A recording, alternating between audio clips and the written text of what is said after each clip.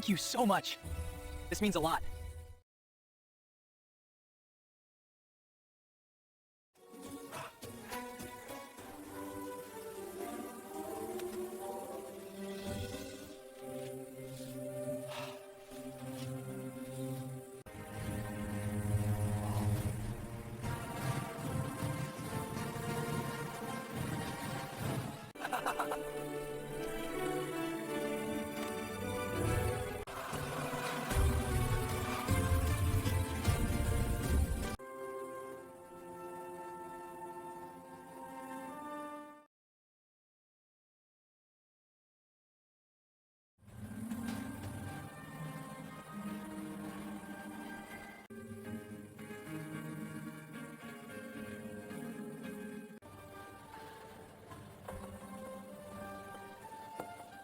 April 1945.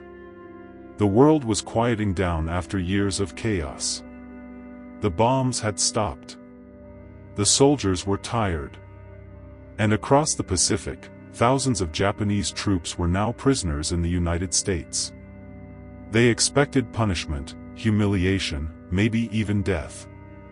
But what they got instead was a hamburger. And a cold bottle of Coca-Cola. Sounds strange, right?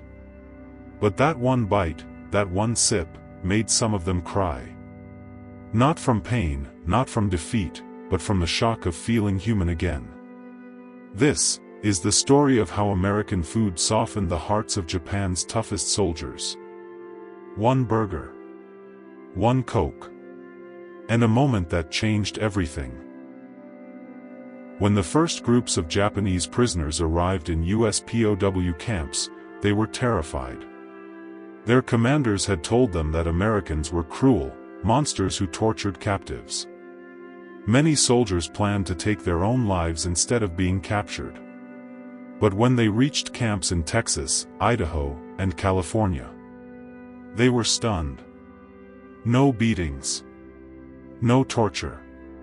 Instead, clean beds, open fields, and guards offering them food. Real food. Fresh bread, juicy beef patties sizzling on a grill, and bottles of Coca-Cola served cold.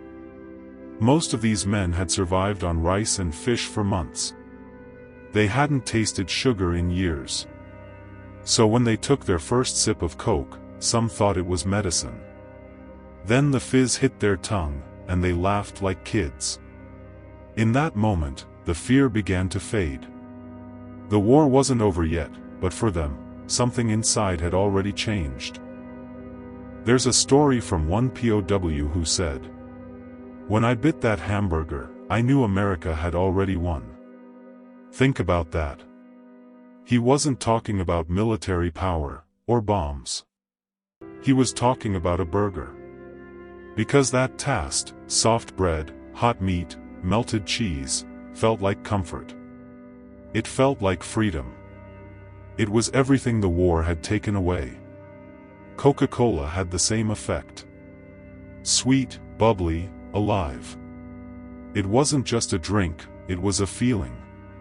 Soon, prisoners were asking for Coke more than cigarettes. They started talking to the guards. Laughing. Practicing English.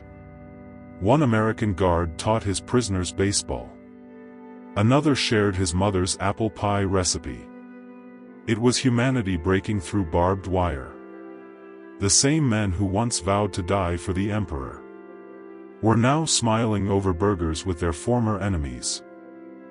Weeks turned into months, and the camps began to change. Japanese POWs built gardens. They painted.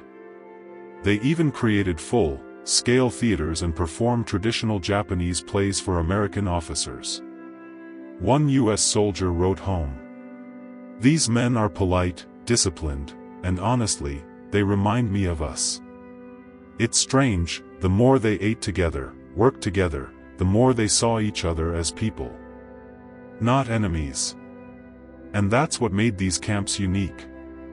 They became small islands of peace, in the middle of a world still burning.